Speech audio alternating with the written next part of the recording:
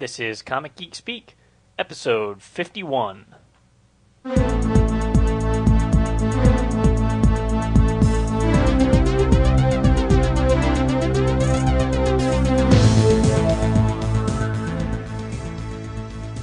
Welcome to Comic Geek Speak, brought to you in conjunction with WorldFamousComics.com. Your spot on the internet for the best comic book and entertainment-related columns, contests, features, reviews, news, resources, and more. I'm Brian Deemer.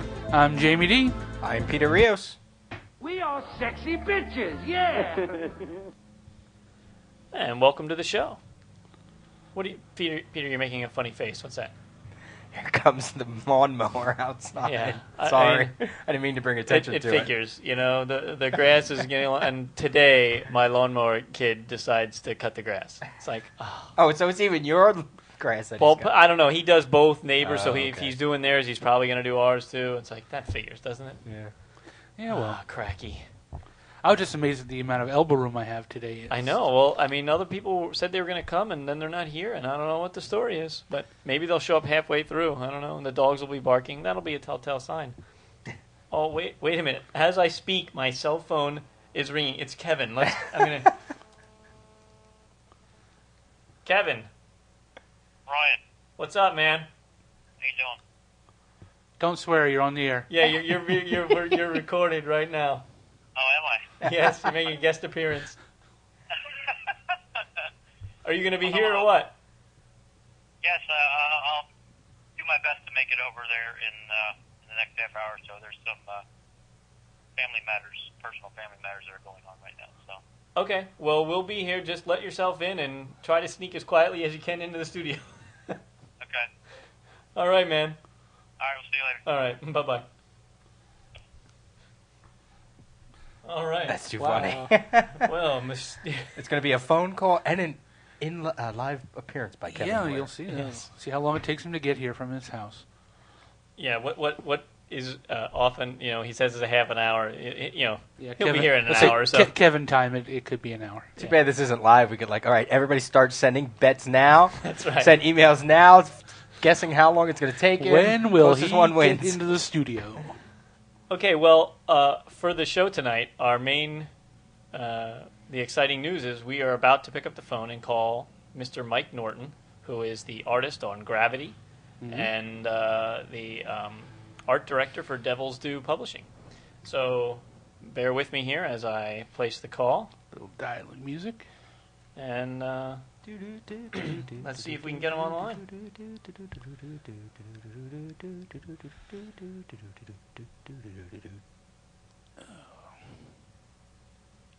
Still working on my order for this month. I'm trying to cut down, but you can't cut down. It's just impossible. Hello, Mike. Horrible. It's impossible. Hi, Mike. It's Brian Deemer from Comic Geek Speak.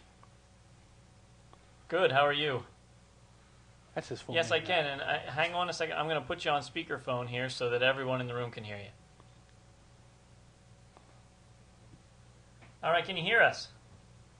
Yes, I can hear you. Can you hear me? We can hear you just fine. Good. I got one of those headset things. I don't know if I'm drawing while I'm talking to you, so I wanted to make sure that it worked. I'm always suspicious. It sounds okay from here. Cool. What are you working on? I am working on Marvel Adventures Spider-Man right now. Cool.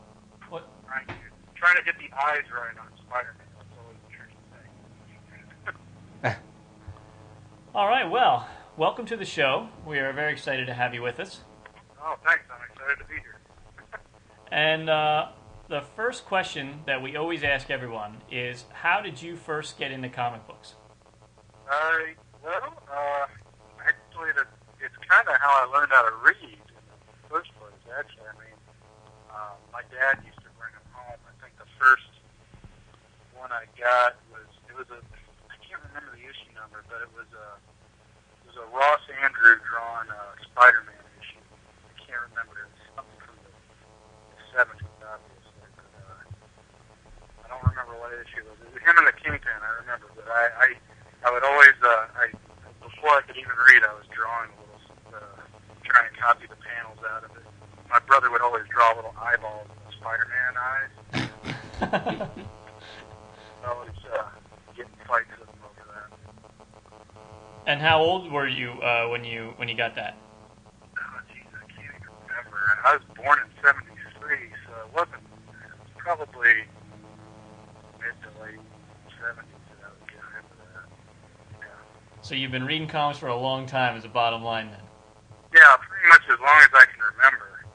Yeah, not too long after that, I pretty much decided that's what I wanted to do too. I was like, all I wanted to do was draw. My first drawings, pretty much. My mom still has these. Have a spelling tablets where you learn how to write your letters, your ABCs. I would take each page of that, and each page would be a different scene from the Star Wars movies. So, especially I was drawing comics back then.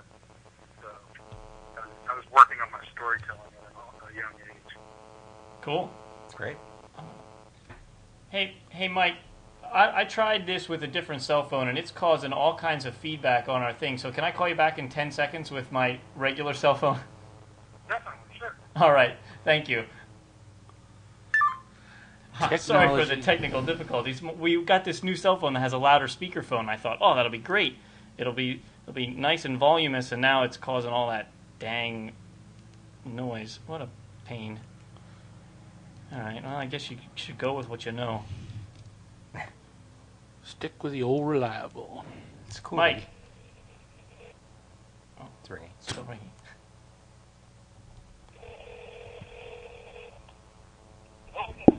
Hello, Mike. Yes. All right, we have you back now. Is it working better? Yes, I think so. Yes, there's no bzzz. The wonders of technology. Yeah, stinking cell phones interfering with microphones. Come on. I wouldn't even know how to do any of that. That stuff's like voodoo to me. All right, continuing with our questions here. Were you a Marvel guy or a DC guy? Well, since my first book was Spider-Man, I was definitely a Marvel guy. Actually, I remember when I used to get my comics at this local, mini mart. I think it was called a Q-Mart or something like that. But I'd go in there, and the first time I think I ever saw DC comics, and I didn't make the association between, Superman is DC and Spider-Man is Marvel, you know. I saw the DC comics, I almost felt like I shouldn't be buying them, you know. It's like, that's their thing, and I'm with the Marvel guys. So it took a while for me to get over that, actually. But I did. I did. I started, I remember in the 80s there, I was starting to sport like a $40, $50 every couple of weeks habit. And back then, when they were cheaper, that was a lot of comics. Better Yeah. believe it. Yeah. But yeah, I was buying books that I still don't think I've read to this day. Welcome to the club. Yeah, we're all guilty of that. So, Yeah. when did you start drawing? Well, as old as I was as long as I've been old enough to hold a pencil, I've been drawing. But like professionally, since about '97. And what was your first professional work? The first professional job was the Badger for Image Comics. Okay. It was I think like the fourth comeback for that book after it was at Capital City and then First and then Dark Horse and then it was Image. So yeah, I was on the fourth. I did 5 out of 10 issues that they published, and the 5th issue wasn't ever published. So it's like a long lost issue. Why was that? They didn't really cancel it because they don't really cancel things at Image, but it became too. It wasn't making any money, and Mike Barron, who was pretty much managing it at that point, because they don't really have an editorial team at Image Central. You pretty much handle everything yourself.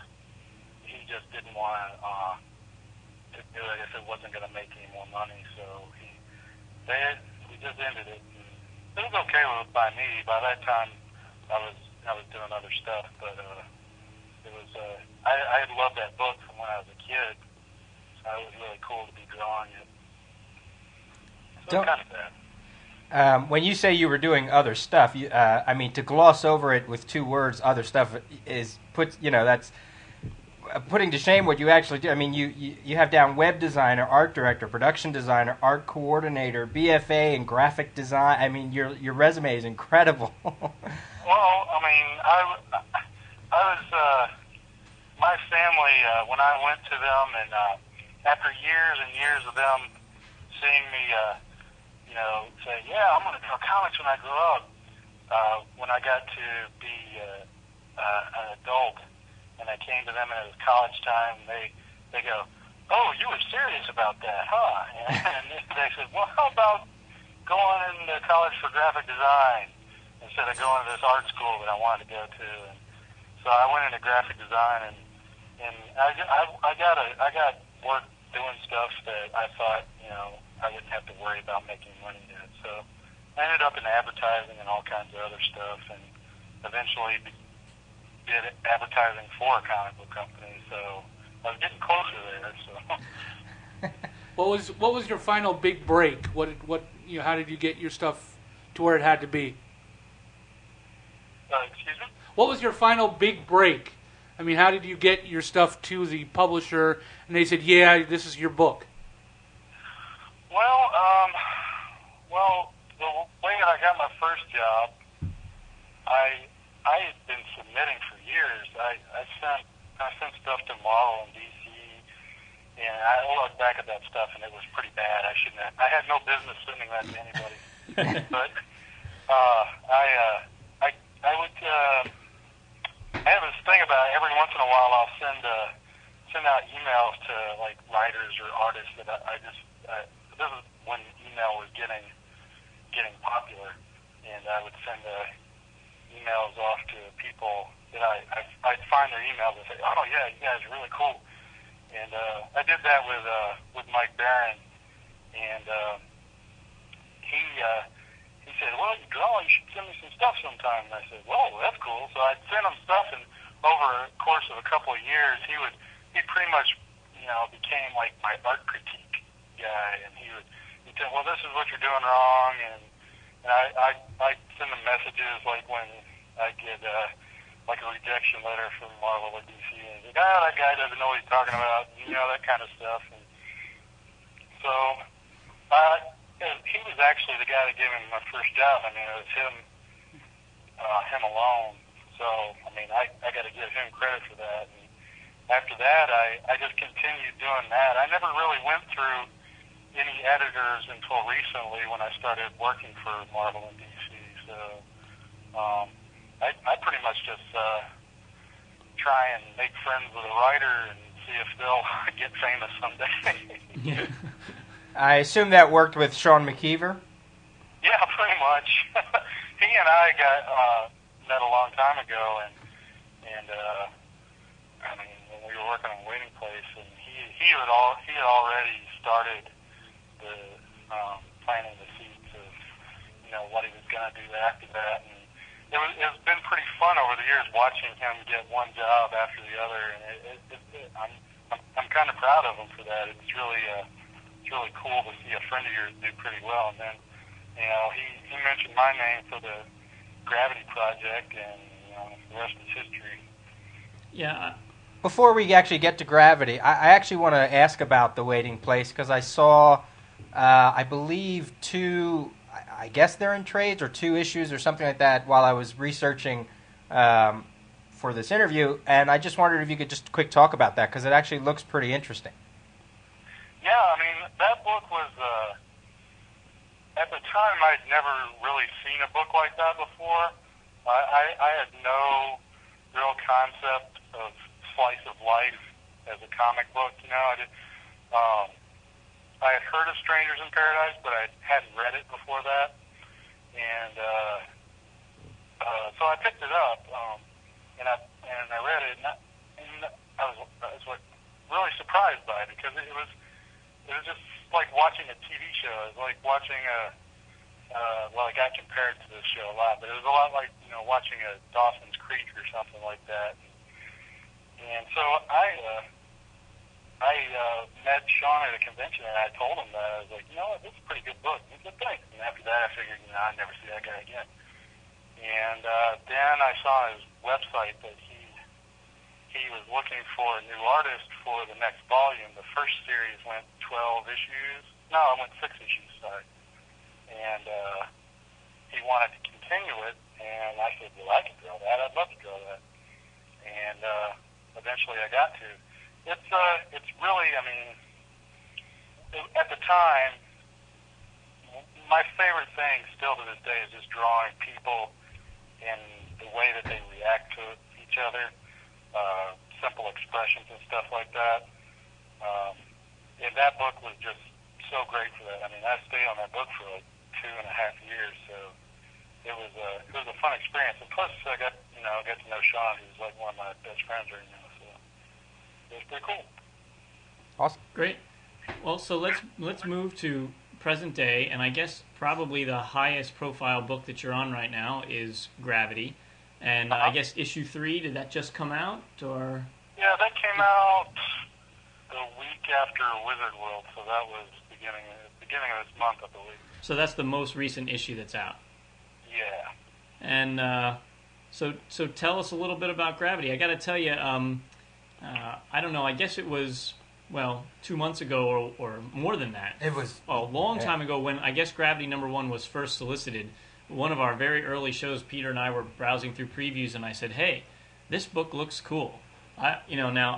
I'm a wait for the trade guy, and I figured since Marvel was marketing it for a younger audience, I said, "Ooh, it'll probably be in a digest," which I really love. So I was all excited to wait for the digest. But it is a book that I'm excited to read, and so tell us about it. Well, yeah, as long as you buy it, I'm happy. So believe me,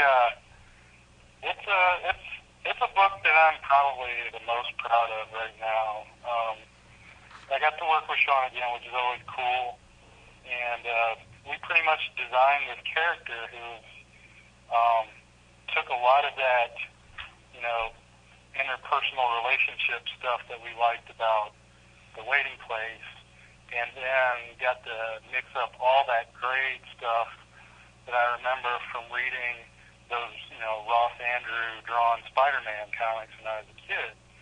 And it's very much a return to that sort of Peter Parker getting it right, kind of superheroing, where he's not very good at it. And this kid he's a newbie. He's coming from a small town in Wisconsin. He's moving to New York because he wants to be Spider-Man, pretty much. He wants to be like his heroes that he's only seen on TV. And so he gets there and he's like, all right, I'm here, I'm ready to be a superhero.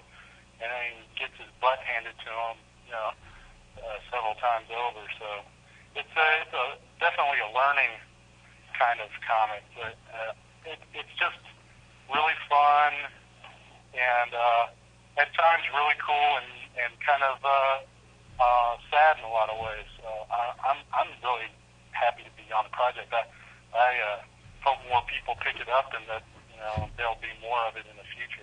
Yeah, what has been the fan response so far? I haven't seen anybody that doesn't like the book, actually, but that could be because I'm a pretty tall guy, and when I do meet people, they're afraid that I might beat them up or something. But pretty much all the response I've seen has been pretty glowing. It's one of those sleeper things, It's like it's one of these books where everybody says, yeah, it's really cool, but sales aren't as great as the fan response has been. So. Well, now it looks like Sean has finally gotten a little respect that should have been coming to him, and like they just revitalized Sentinel, and so maybe his name is finally drawing a little more attention, and so hopefully that could help this book. Well, yeah, definitely. That's what I'd like to see happen. He's one of those guys that, right there at the beginning, he would have all these series, and it seemed like one after one would get canceled, and even he was making jokes about, this book, it's going to get canceled because I wrote it and stuff like that. Actually, when we were sending out hype about Gravity when it came out, one of the reasons we said people should buy it was because it's pre-canceled for your convenience. It's a 5-issue miniseries, correct? Yes, exactly. So are there plans for more Gravity in the future, or does that all depend on the sales? It depends on, I think it pretty much depends on sales and fan reaction. I'm telling everybody I know to make contact with Marvel in some way to let them know that they want to see more of it. But yeah, I think the chances aren't bad that Gravity could show back up in the future. But I don't run Marvel, so I don't really know. Well, we'll have to call up Joe and give him the what's what. Oh yeah, do what you can. Just smack him around a bit. Just how tall are you? Because I saw that on the website that you're a tall guy. Just how tall are you? I'm 6'5". I'm not like super tall, but I guess I used to call it professional wrestling height. It's not like Michael Crichton 7 foot tall kind of anything. So I guess when somebody asks what you do and you say you draw comics, they don't have any smart ass comment with you. Yeah, no, exactly. It used to be that they just assumed that I was some kind of professional athlete. Not professional, but when I was in high school, I used to think I was an athlete, and I was like, yeah, have you really taken a look at me? Hey, you've mentioned Ross Andrew. Who else were your favorite artists when you were growing up reading comics as a kid? No, there were so many. Ross Andrew and John Romita Sr. Well, Ross Andrew was pretty much copying John Romita Sr. at that time. But those guys were probably my main influences when I was growing up. And later on, I really got into guys like Walt Simonson and guys that were doing stuff outside the normal, like Walt Simonson and I had an Arthur Adams kick for a while that I was on. And I think everybody from our generation loves Art Adams. Yeah, you can't. You look at that stuff and you can't just go, "Oh, that's nothing." I've seen that. It's stuff that it's so detailed and still at the same time very exciting. But you don't see that a whole lot. And I'm kind of blanking because there's so many people I was into. You have down here in one of your interviews that Matt Wagner was an early influence. Oh yes, definitely. I was really into a lot of the independent stuff when I was around 14, and I really got into Matt Wagner stuff. I was all into Mage and Grendel, and I loved his stuff. I still love his stuff. It's not any different now. I was into his stuff. Bill Reinhold, who drew Badger back at First back then, and he's done all kinds of other stuff since then. I was into his stuff. Howard Shakin, who does American Flag, and 1,000 other things. He was awesome because that was around the time that I was starting to notice things like graphic design, and he was such a master of that. Oh, yeah. I mean, the way that he lays out pages and incorporates typography into his stuff, it was just that kind of stuff wasn't going on at Marvel or DC at that time, and it was just really it was brain food. It's funny, another guy on your list, I can see it almost being associated with Gravity, is Scott McCloud's Zot. Oh, yeah, Zot. That's fun. Pure crazy wackiness. Pardon? It's just, that book was just pure wackiness. It was great, though. Yeah, there's something about, the whimsy of that books like that. But I'm pretty much, it's cyclical what I'm influenced by. This month I could be into something, or next month I could be into something else. But yeah, all that stuff. The first in the Eclipse comics from back then, Zot being one of those. I was super into those. Miracle Man even. I wasn't necessarily as influenced by the artwork of Miracle Man as I was just the trippiness of it.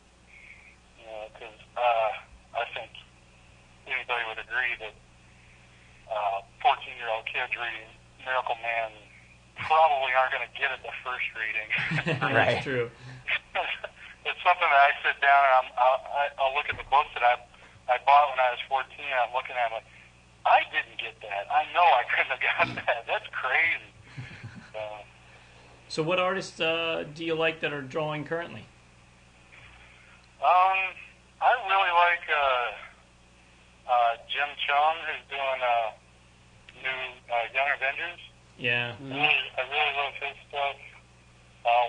One of my favorites and who I like still right now is Mike Waringo. He's probably one of my favorites. Who else am I buying? Jeez. I really like Pia. I can't even pronounce her. Pia Guerra from Why the Last Man? Yeah. I really like her stuff because it's sort of what I was trying to go for on Waiting Place, you know, where it's very character driven and not every person looks the same and not every person is a supermodel. And when you have a book where people aren't flying around, it becomes a challenge to try and make something look exciting. And she does it, you know, month after month. So she's one of my favorites right now too. Takeshi Miyazawa, I really like his stuff. He does fill-ins for Runaways every once in a while, I think. Oh, okay. That's another just a great book in that whole like new wave of Marvel titles that almost got canceled but is slowly building steam. And yeah, that's one of my favorites right now. Actually, is Runaways. I loved it. I did like you with that, and I bought the trades for those. I didn't buy them when they first came around. And when I was working at Devil's Due, I had a couple of guys there who were telling me, "Yeah, you should buy this book. It's really good." And I was like, whatever. And I don't know why I didn't pick it up. It's one of those things. I get the trades, and I'm really glad to have them because I can read them in one big sitting. It's like going to see a movie, and I don't have to wait, you know, months. And, right. But after I read it, I'm always kicking myself, like, why didn't I get this in the first place? I'm stupid. There are a lot like that for me. You said when I was working at Devil's Due? Yeah, I was the art director for about 3 years. I went completely freelance at the beginning of this year, so. Oh, okay. So I'm not doing art direction for them anymore. So we need to correct our introduction of you then. Yeah, I thought that in one of the emails I had gotten from you, I thought it still said that you were, but I must have misread something or something. But so what does that actually entail, being the art director for a comic book company? Well, I mean, it varies from different place to place, but I mean, pretty much overseeing the visual, the visual presence of all the, you know, material that it put out, like, you know, the covers, the graphic design of all materials. In my case, I was actually putting a lot of the books together too. So, you know, we'd make ads for previews. I was doing layouts for several of the books for some of the artists to go by when they're drawing, just to help them make deadlines and stuff like that. It's a pretty broad job description. There's a lot of stuff that went into it. So you were one of those guys that made the decisions about how the trade paperbacks would look when they were piled next to each other on the shelf. Yeah, sort of. Sometimes that was a off and on kind of argument we always have in the office and stuff like that. We're trying to figure out, you know, obviously you'd want something to something similar so people would, you know, what people like to have. I was always trying to color code stuff, but just keep all the information the same. stuff like that. But because we were at Image for a little while and we went solo after that, a lot of our trade stuff defers, so it's not it's not as seamless as I would have liked it to be. But That's one of those things that makes guys like me who are extremely anal retentive just want to pull our hair out. When you go, you get volume 4 of some series of trades and suddenly it looks different and you put it on the shelf and it doesn't match and you have a little fit and then you try to settle yourself down, Well, I know. That's actually because when we started doing our digest line, I pretty much I made templates for all that stuff. It's like, this is how they're all going to look, just change the color. Excellent. Yeah. So more people like you need to be in charge. They're keeping up with it, and I'm sure they do that at other companies too. But yeah, it's stuff like what I was just describing, where you get into transitions like that, where guys want to change things. Like I wanted to change things, but I didn't want things to look like we were being published by Image anymore. Right. So it was growing pains. That's what it was. That's cool, Mike. It's Jamie.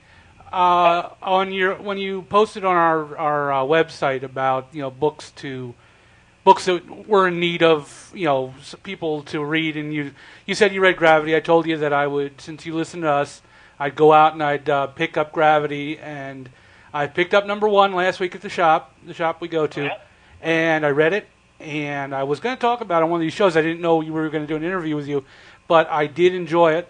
I've since picked up 2 and 3, and I haven't read them yet, but I have been telling just about everybody I can to pick that book up. So I'm going to say to everybody now, officially, pick the book up. It's a good book. You'll enjoy it. And crap, I had another question for you, and I cannot remember what the hell that question is. Oh no, what?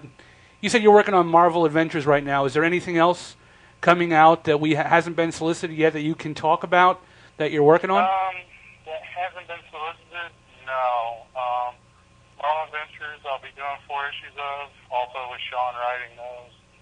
And I do fill-in issues pretty frequently for Teen Titans Go, the adaptation of the cartoon. Well, it's not an adaptation because they're not retellings, but news stories over at DC. And I just finished one of those today, so I don't think it's been solicited yet, though. But that's pretty safe to mention. Cool. But I don't know what's coming, but I'll let you know when I do. Cool, definitely, because I'm going to start and I'm going to go back and definitely try to find Waiting Place. It was a book that I'd always looked at but never picked up, but now that I've gotten to talk to you, I think I'll go back and maybe next couple shows see if I can find the book. Yeah, cool. I have fond memories of that book. I think everybody that I know, it's kind of like Gravity. Everybody I didn't really see many bad reviews for that book. Mm-hmm. It was just one of those things that you'll read it and you'll go, oh yeah, that was what it was like to be in high school. I remember. So. Yeah, it's one of those black and white books that people still just have that stigma about not picking up. They just don't want to take that chance. Yeah, black and white books are funny that way. Yeah, it was weird to me because it wasn't until I drew, I think it was Voltron that I drew for Devil's Due, that I even worked on a color book. I had never worked on a color book before. And I had been working for about 5 or 6 years before that. Everything I had done was in black and white. So that was kind of weird to actually get used to drawing for color. You have to think about it in your head when you're, at least I do. So this is going to be in color, so I should, maybe not worry so much about spotting blacks here, or, not worry so much about rendering here, because a lot of times in coloring, depending on who it is, they like to do, a lot of modeling or not a lot of modeling. It really depends on who it is. That's interesting. I never heard anybody really put it that way, that they had to think about writing for color as opposed to black and white. I just thought you drew and you drew. And well, a lot of artists don't. A lot of artists, way. I mean, it's not necessarily a wrong or a right way to do it. But I know that when I was doing it, if I was drawing for black and white, I'd go out of my way to, make sure that I was spotting more black so that my pages would be more balanced. Because it's in black and white, and you have to do the most with the materials that you have. Because it's not in color, you can't really necessarily emphasize stuff as much as if, this thing's going to be bright yellow on this page, you don't have to worry about it. Little things like that. It was kind of weird to get used to. And now I'm doing it all the time, so I'm still getting used to it. Hey, you mentioned that you drew Voltron. Were you a Voltron fan before you were assigned the job? Well, I guess I can confess now that I had actually never seen a whole episode of Voltron. Oh, Mike, you're killing me. Seriously, where I grew up in Memphis, Tennessee, they didn't play it on TV. We got Transformers and G.I. Joe and Robotech, and that was it. I was big fans of those, but I had never seen Voltron until I think I was in college. Wow, Voltron was one of my personal favorites. Well, what's not to like about, flying lions that turn into a giant robot? I mean, that's pretty cool. I'm sure if it did come on when I was a kid, I would be the biggest fan of it. But it just didn't turn out that way. I always thought it was cool, and I can remember when Power Rangers came out, and I used to say, wait a minute, that's a big rip-off of Voltron, isn't it? Because they're all color-coded and stuff like that. So that's so weird. I hate it. So. With books like Voltron and Teen Titans Go, I guess this question probably has an easy answer, but I assume there has to be some kind of limitation because you have to stick with the certain design of the characters. Do you find that limiting, or is there stuff in that you can other areas of your art that you can work on while you're doing that? Right. Well, you would think that in a lot of situations it is true, but I've been lucky in that. The Teen Titans Go, when there's obviously a model that we have to work on. I mean, they can't look like regular DCU. They got to look like they do on the show. And other than that, they're pretty easygoing with how I depict characters and how far I can go with exaggeration, because the TV show is very much in that anime sort of sense where they like to get crazy with the super deformed stuff and certain situations where things can be a little more exaggerated than others. But with Voltron, I didn't have that problem at all because Josh and Tim and I talked to World Events when we were going to do the revamp and said, hey, we want to do Voltron, but we don't want to do it like it was in a cartoon. And they were all for it. They said, yeah, go ahead. And I got to redesign costumes and stuff. But we didn't go so far that they weren't wearing the outfits that they had as the toys or in the cartoon. But we just updated them a little bit, so they had padding in certain areas and stuff. They looked more like flight suits, and it became a little more hepped up for people that saw it as a kid and now were adults, and they could probably get into it a little more. So they were really cool with actually us making changes to it, and that was probably the most fun part of that, because I got to pretty much redesign these characters. Well, at first nobody wanted that, because I remember reading message board posts before the comic came out where they were some of these people were pretty livid about no, you can't cut Geek's hair and stuff like that. I can see that. Yeah. Hey, now that you're getting to play in the actual Marvel universe, What character would you love to draw that you haven't had the opportunity to draw yet? There are a bunch. I know somebody's going to be happy when I say this. Moon Knight would probably be one of my... Yeah, Kevin should be here right now. I'd love to draw Moon Knight. I'd love to draw actually Power Man and Iron Fist, but they don't really exist the way they used to. They've kind of changed over the years. Spider-Man, I'd love to draw more of. Well, just talk to Sean and get him to throw Power Man and Iron Fist in the next Gravity run. Well, we've actually talked about what we're going to do in the 4 issues that we're doing. We made a big list of like what villains would you like to draw? So I gave him a list and said, well, what other heroes would you like to draw? And I made a list. So they're kind of like picking and choosing from that. I don't know. Some of the ones I came up with, Sean's like, I don't want to write a story with him in it, stuff like that. There is one cool thing that we want to do. I don't know if we're actually going to do it, but it has to do. We're tying it into a cartoon that I used to love, and probably a lot of you guys watch too. So I won't mention more about it, but we're going to make some references. So cool. There's a reason to go buy Marvel Adventures right there. Excellent. A question totally off comics, just because I read this in your bio, and I have to ask because I don't know what it is. What's Power Pop? You say you listen to Power Pop. What is that? It's kind of a broad. It's kind of a generalized term. It's pretty much just straight poppy rock music stuff like.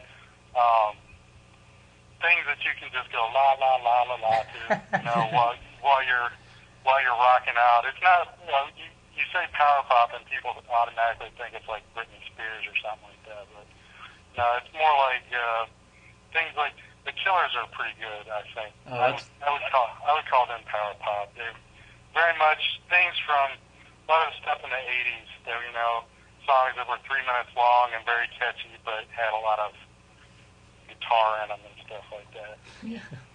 Cool. Bands like the Posies and Big Star and things like that. I was always into that kind of music, and Mike Barron was into that kind of music too. So we always. Oh, I think Kevin might be here. The dogs are going crazy. Hang on a second. It's once again our professionalism is right out the window. That's all right. It's part of the magic of the show, right? No, man, it's weird because I was listening to your show this morning, actually, while I was drawing. Just listening to I think it was you guys doing the crossover with Insider. Yes. Yeah, so that's what I was listening to you guys this morning, and now I'm talking to you. It's kind of weird. So we were distracting you morning and night. Oh, it's like we're famous or something. Well, Mike, I think we've exhausted all our questions. You have anything else you want to throw out there? I don't know. I had actually tried to think of some stumping questions today, but I don't know if I was like, I don't know the answer to that, or no, that's kind of a dumb question. You never know. What? Do you have anything in mind that you... Well, I was going to come up with questions related to favorite characters in mind, so I guess I could ask them. Go ahead. Yeah. Feel free. All right. The first question I had was, one of my favorite characters is Blue Beetle, who's now dead. But Ted Cord, who is Blue Beetle,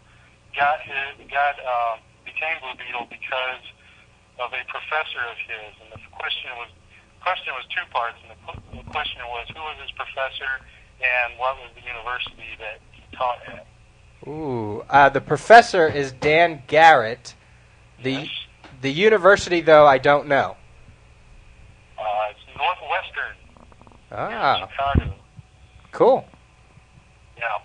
And the third question was Badger related, but I didn't know if you even read that book. So. No, that was one that I used to always see in the ads, but I never actually picked up way back. Well, I mean the first, in the 80s. Yeah, I never exactly. picked it up. So So that's why. No, actually, here's a question. In the Batman cartoon series, the animated series, I believe it was the last season, there's an episode called Beware the Creeper. And he got his costume from a costume shop. What was the name of the costume shop? Ditko's. Yes. Wow. I knew you'd know them all. It's so scary, man. See, I told you. Yeah. I thought it was like, I can't come up with really good questions. Everybody knows the answer. No, I like the Blue Beetle University one. That's good. I didn't know that. I got that out of the Secret Origins book. Yeah. Because I'm a big Blue Beetle freak. Well, it sounds like you're a big Steve Ditko freak, too.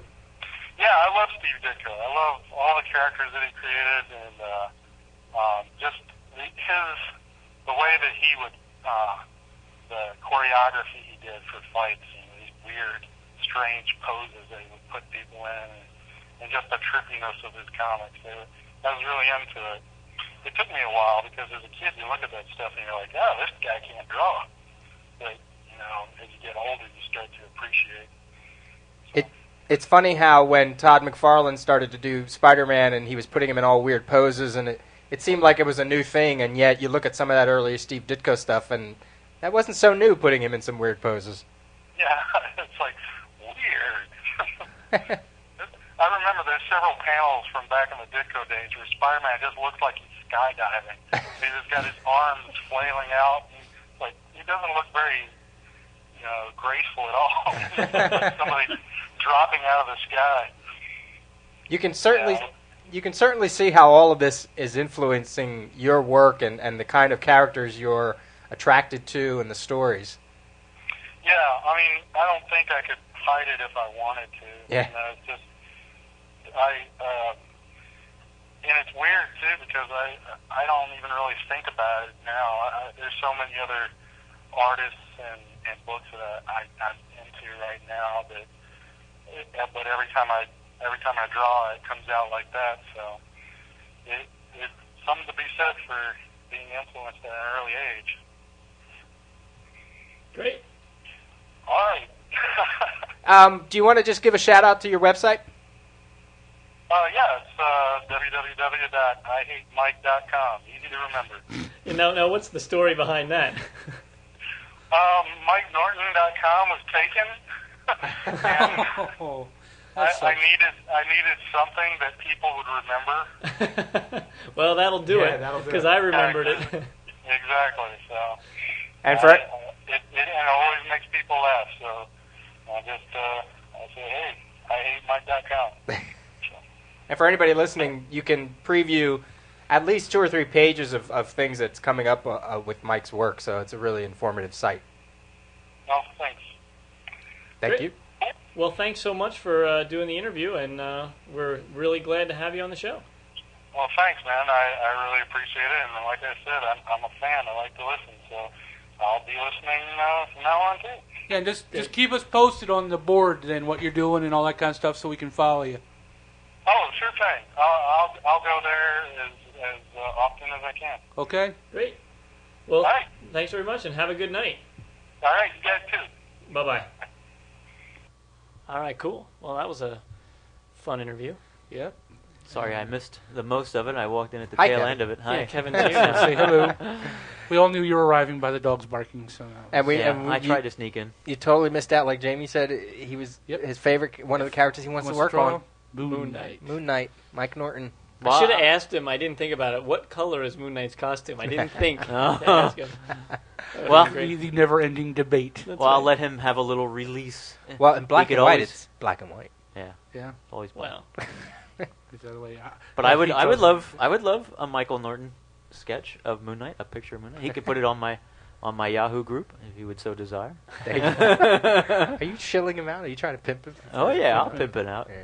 No, that's yeah. great. That's neat. I loved it. And the thing is, it's so weird that all of a sudden, out of the woodwork, you're hearing all these Right. guys coming out Well, and saying, "Oh, I love Moon Knight. I wish I could work on Moon Knight." It's like, It's a lot of guys like us who are Right. older, finally Been getting around. there, Yeah. finally getting, to be able to say, I want to do this, I want to do that. right. And, along with Moon Knight, he said he wanted to do Power Man and Iron Fist. Which is another great. 70s book. I used to love that book, 70s, too. early Well, actually, 80s. he's younger than me. He's a year younger than me. Yeah. Is he? So Nice. I'm not as old as you. So Yeah, but he likes the older Different stuff. I was going to say, he must like the older stuff or he wouldn't get into. He goes for the older ones. You go for the young ones.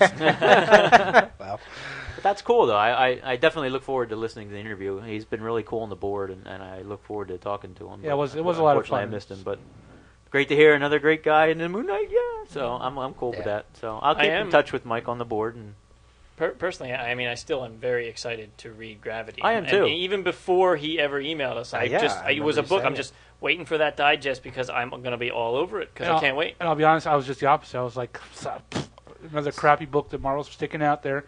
But, if he's going to take time to listen to us, I'm going to take time, give him my time and read it. And like I said, I read it. I'm glad I did. Did you read Sentinel yet? I wound up, as I was going through piles and piles of books, I realized I had actually bought Sentinel #1, I think 2 years ago Right. at Wizard World. So I have it, and I put it out on my pile to start reading.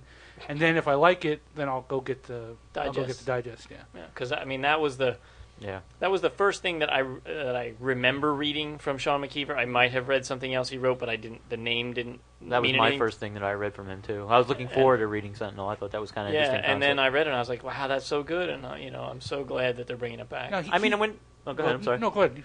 I'm just saying, when I heard about this Gravity and saw it, I mean, I liked the look of it. It looked kind of like a very simplistic kind of book, which Back I think to is... basics, fun comic. Right. That's what I thought when I saw it. And I mean, I'm not buying singles, so I'm waiting for the digest trade or whatever it comes out. But I am looking forward to it. I think it's kind of, especially when I saw that cover. It was #2 with Rhino on it and stuff, and I thought, well, this is cool. So they're getting a little bit, it's going to be a fun comic, but they're still putting some decent stuff into it. So I'm really looking forward. Right. With Sean McKeever, I'm very comfortable That with it as well. So. digest is going to be like 2 cents when it comes out after the Well, that's discount, a great right? thing. They're $8, and then DCB almost most of the #1s are 50%, so it's $4. Yeah. Come on. So all I've seen so far has been the covers. I haven't seen the interior of the book. Of course, I was just telling you guys that I got from Chris Sotomayor. I got that page from Right. issue #4. He's been very helpful with me in my Issue 4 coloring of and Gravity. Yeah, and I asked him. He sent me this tutorial to do flats. I've been doing coloring and stuff, but I said maybe I could just do some flats or something just to to get more into the flow of doing work, and also maybe starting to work under somebody like that, because he has a studio with 6 other guys that do work for him and stuff, and he does a lot of stuff for Marvel. So I said to him, well, now I got this great tutorial. Maybe you could send me a page of artwork that I could work on and stuff. And he sent me this page, and I opened it up, and it's Gravity So is #4 he, page. he's 20. coloring Gravity? Yeah, then? his studio is coloring Gravity. That's cool. So, it's full circle here. It's fun. Yeah, it's just neat to Although maybe we shouldn't say that. Yeah, maybe he's maybe not we're not supposed to to. release. Well, it's not like we're releasing it to the I know, fans or anything. I know. He just You're not released it to putting me it to out. work on, and I'm going to do that and then send it back to him. And That's stuff. cool. So it's not Marvel tryout. Yeah, basically, and it is. The artwork was cool. I mean, black and white artwork looked really good. So it's really nice. It's not like that kiddie style or anything like that. It's good artwork. So seeing it in black and white was kind of interesting. Neat to see it that way before I actually see it in print. So And that's the thing he said. He was a black and white artist for 5 or 6 years before Yeah. he did any kind of color work. I saw one of the interesting things that he said, and you didn't hear it, but he was talking about drawing for black and white as opposed to drawing for color. And I never really heard. I'd always thought an artist would just draw, and he wouldn't really put into into his thought process that this was going to be black and white, or this was going to be color. He would just draw, and he said no. He had to. The way he does it, he thinks about it. And now that he's drawing the color stuff, he's thinking about drawing in color rather than drawing in black and white. And in my mind, like when I put what he says and I put what Brian Miller says, it's almost that if you're doing black and white, you almost are probably going to be drawing more detail, shadows, things like that. And nowadays, if you're doing color, you could probably actually step back and Just let him allow fill it to it be in. open. Yeah. that's the thing that I was discussing with you, Peter, the other day. Was when I was talking to Chris Sotomayor. He gave me some examples of the stuff he's been working on, which one of the books he's working on is the Defenders miniseries with Geffen and McGuire. And he showed me some of the pages, and I said to him right away, I said, it's interesting to see that McGuire's art has hardly any detail at all. It's almost just outline. Line work. Yeah, I mean, there's no detail or anything, and I'm looking at the coloring, and like, there's a picture of the Submariner from like the side, and there's no interior body detail drawn or nothing. all that's been added by him doing the coloring, like showing the pectoral muscles and things like that. So I said to him, I said, that's got to be, that's a lot of work for you, first of all, because you're basically drawing. You're not taking the lines and coloring within those lines and adding the detail for that. You're actually making that break in the body and doing that anatomic, separation, so to speak. And I said, that's got to be, and he said, well, the thing that's really worked for him is that he's been close with McGuire, working together, and they have an understanding of each other's work and collaboration. It works. And definitely McGuire makes up for it in his facial expressions. Absolutely. I mean, that's the art the looks thing. fantastic. I mean, it's just blew my mind when I saw the first page from it. And just caught my eye was the dramatics, of course, in McGuire's style, which everybody is so familiar with. But then with Chris's colors on top of it, and especially, breaking apart and adding that much detail, it's neat. It's neat to see. Yeah, I just got done reading that first one. Was it good? Oh my god, I laughed my ass off. It was so freaking funny, and the artwork was so good, and it was like I was sitting there, and all of a sudden I'm realizing I'm reading like 9 panels because it's back to the old Geffen 9-panel, 6-panel pages of stuff. And it's great, and it left with a really funny cliffhanger. And I'm looking to read the next one. I really am. They are not afraid to fill pages with words, man. They you cannot read that book in just a casual sitting. It's a lot of talking. Great. There's a lot of talking, but it's funny as hell. I won't say anything, but I love the Finding Nemo joke. That was hysterical. See, and I got to see the art without the words in it, so I don't even. Right. I haven't seen it yet. That's why it needs to be so empty because there's so many damn words. But it's nice. That's cool. Cool. That was a very good interview. He's just shaking his head because he knows defeat is right around the corner. Thanks a lot. He knows he's going to lose himself another $1. Oh. Wow, glad to see you have support When in this room, we huh? send this money to Comic Book Legal Defense Fund, it better not say Comic Geek Speak. It better say my name. It's donated by Peter Rios. Okay, this one is sent in by Matthew Guy. He says he gets right to the chase.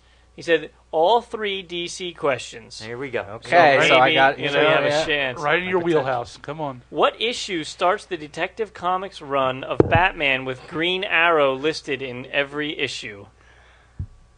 Oh my God. Let me take a guess. Let me think about this. Just gonna say, take some time. Hold on. Wait. Shh. Let's hear your thought process. I'm trying to think what an 800 Detective just came out. So back when I was reading Detective, what were they around? It was like 400 some? No, 500 some. Okay, no more of your thought process. Okay, it's really boring.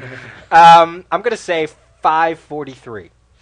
Ooh, 521. Oh, not a bad guess. No. He should say get it in close. Well, under. I think I was going to say I'd give you a plus minus kind of parameter, but but not 20 I was issues. going to say like 10. maybe. Okay, question number 2. In the Kents, what are the names of Silas Kent's sons? God, I read that years ago. Do you remember how many there were? Oh no, I don't. I'm thinking 2. I'm going to say one of them was Silas Kent. Jonathan and Jacob. Nathaniel and Jebediah. Oof. No.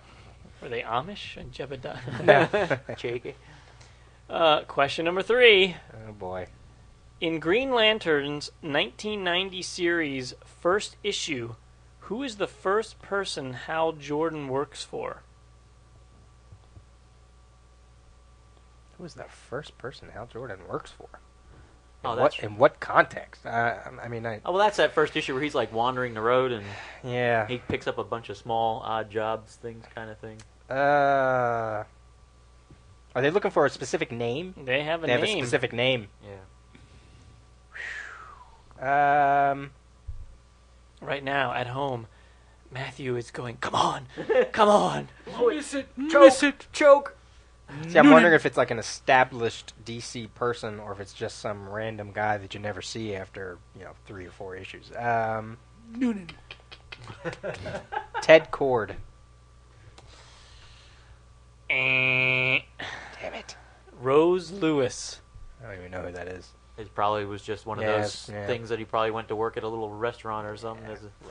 Random. I thought you'd have a chance here with all DC questions, and I looked them over ahead of time, and I thought, he might know these. I thought at least with the Kents, maybe you might score. No, I said, I haven't read that in years. You were saying, were they Amish? Well, you didn't realize that John Ostrander wrote that. So. Oh, okay. Well, then that makes sense. There you go. It's a good book. I actually even think Tim Truman was doing the artwork for the first one. Tom Mandrake took over eventually. It wasn't a bad. It was 12 issues. I assume it's collected. It was a little long, but it was. Yeah. It was. You're right. I enjoyed it. Yeah. I enjoyed what I read. What was interesting about it was the whole Civil War stuff that I never knew. That he really put a lot of Civil War history in it. That was one of the conflict states, I think. Yeah, and the reasons why it was cool. So Matthew Guy, you have stumped the Rios. Please send your. I suck.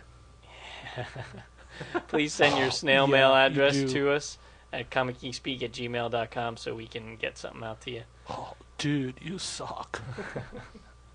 Might have to start expanding it to stump the CGS guys. All of us. Our God has fallen from his pedestal. Your showing has been piss poor lately. There is no All right already. All right, I got it. I'm not going to church anymore. Let me give another $1 to the Bam. Comic Book Legal Defense Fund. Take him while he's down. Thank you, sir. I'm the poorest one in the room, and I'm the one that's... shit.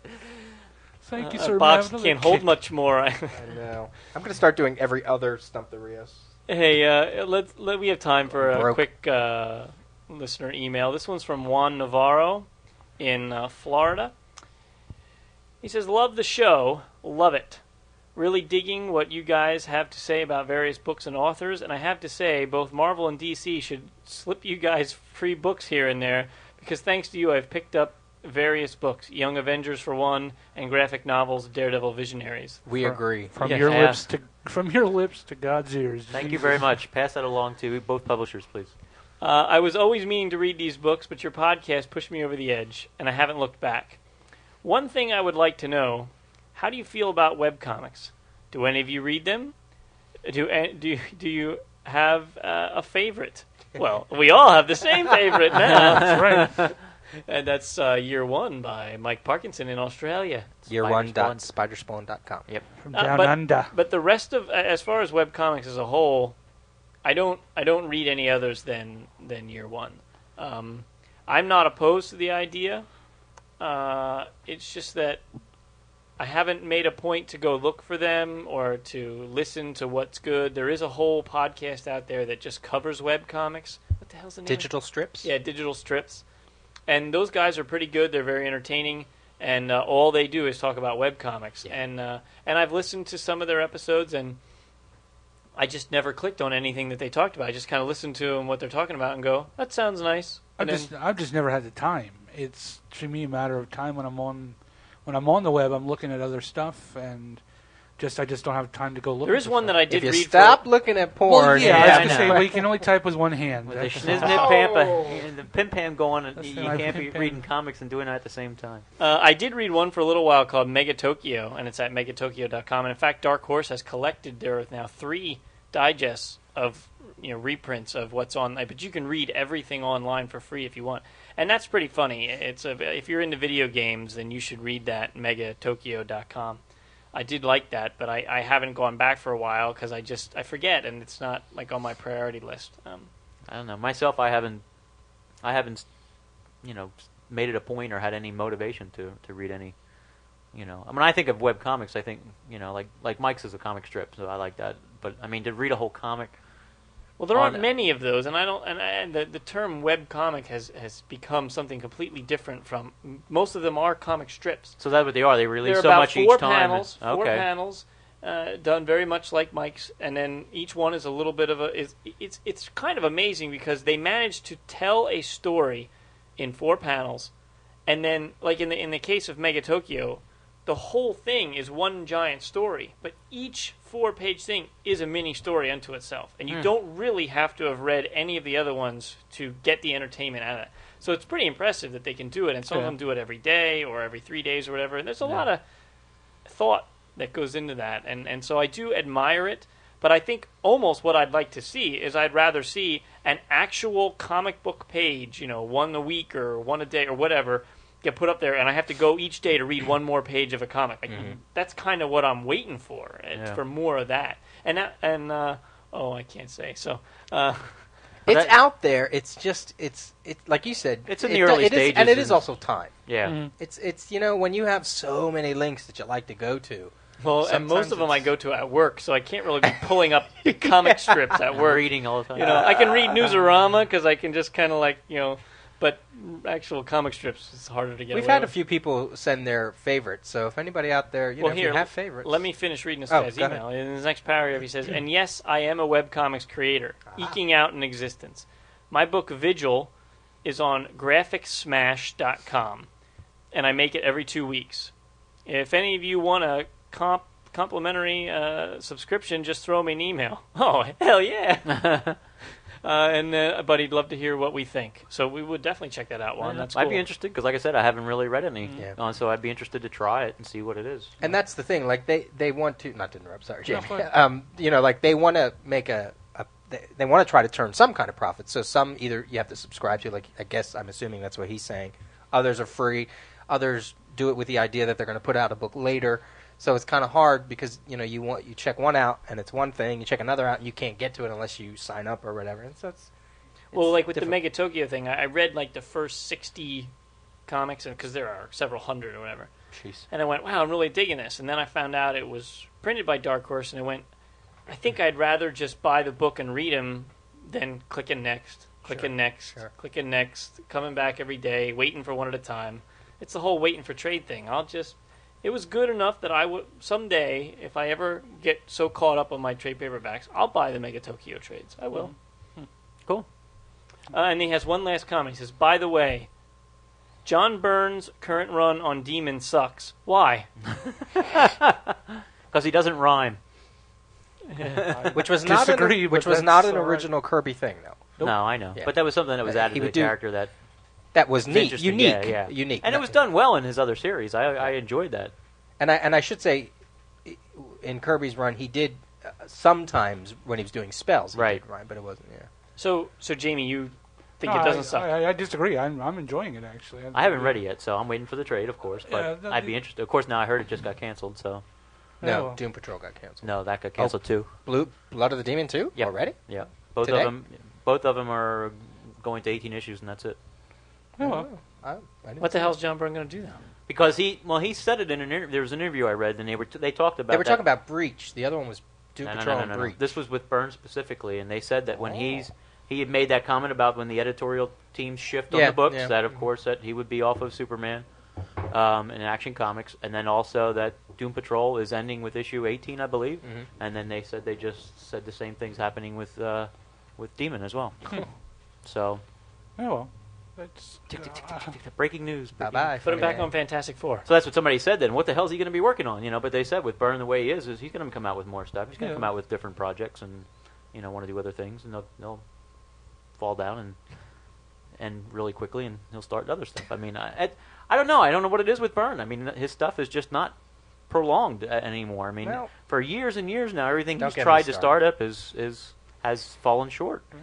And I don't hate the guy, but he certainly hasn't gone out of his way to make himself endearing to fans. Absolutely not. But even still, if I had, I know because I that love argument the Demon. that you should be able to, No, but I think the bottom line is most fans don't have any. They don't read message boards and they don't read this stuff, and they don't know what he's saying. They just go to the store week in, week out, and they buy the books and they go, "Oh my God, I've been reading John Byrne for 20 years. He's one of the greatest creators comics has ever known, and I'm going to buy the next book he works on."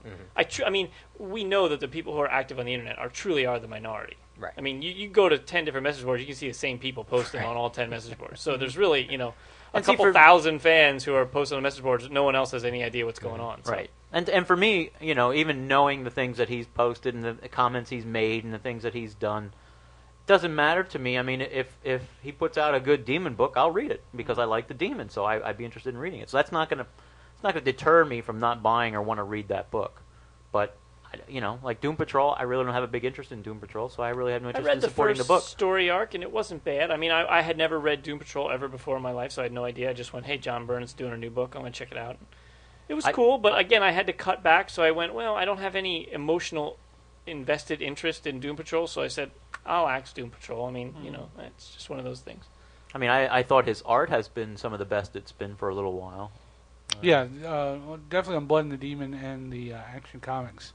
I really enjoy what he's doing. And I think it's the inker. I really do. I think he has a good inker. Well, yeah, that's a whole nother ball of wax there. Because the inker's been changing some of his, and I know that's a big thing. People are wondering why. We'll get into that in another episode. But I'll be honest with you, as much as I love John Byrne, I do not love John Byrne inking his own stuff. Right. Yeah, I agree. I do not. I agree. So the Blood of the Demon does not suck. Well, that's a shame. Definitely try it out. I mean, I wasn't you'll real find happy it in quarter boxes to find out. Yeah, I wasn't happy to find out it was being canceled because I'd love to read a good demon book again. And well, I think some of the thing that's off-putting is that it's that whole argument that we talked way back about Batman, like people saying, "Well, I want Batman the way he used to be." What way is that? Yeah. And I think that's also the same thing that kind of Byrne very much likes to go back to the basics. What basic is that, and how long ago was that basic? And has the writing changed since then, for the good or the bad? That's not the point of the argument. But writing has changed. Comic craft has changed. And I think that's some of that's certainly my issues with like Doom Patrol. I didn't want to read it because there was, he totally revamped it and so that's. See, that's the thing. I think that's what makes the comic writers today that really shine are the ones that can go on a book and appreciate and respect all the continuity, whether it was crap or not, but don't ignore it, but respect it all, embrace it all, and pull out of it of what is worth pulling out of it, and add to it. Right. And I think when you see books like that come out, they sell, people enjoy them, and they have a prolonged life to them. Who has more continuity than JSA? Right. And that book thrives on the continuity and the history of its predecessors. So you're seeing a lot more of that happening. I'm seeing. I should say myself. I've been seeing it with interviews and things that I've read with certain writers and such. That seems to be a common thread now. That some writers are being very aware of that and are making a point to do that, and it shows in their books, and it's well received then as well. So maybe that's some things that, rather than ignoring and trying to totally revamp something, maybe that's another way to look at things and get new readers in. Exactly. You can still embrace the old readers, but also bring new readers into it as well. The new readers then want to seek out the old stuff because it's like, oh, this is taking off on such and such and such and such and such and such. So I think that's something that they keep in mind that really helps. All right. Well, I think that wraps us up for the day. So, thanks for listening. If you would like to send an email, send it to comicgeekspeak@gmail.com. And if you want to visit our blog, it's comicgeekspeak.blogspot.com. For information about this and other comic book podcasts, you can go to comicspodcast.com. Thanks to Bob at GameCircuit.net for making the show possible. Vote for us at Podcast Alley, please, please, please. And subscribe to us using iTunes. Thank you very much, Michael Norton. Yes, excellent interview. And if you would like to get a t-shirt, you can do so at our blog. They are $10. That includes shipping. Once again, we are brought to you in conjunction with WorldFamousComics.com. And as always, we are uniting the world's mightiest heroes, one listener at a time. See you next time. Bye-bye.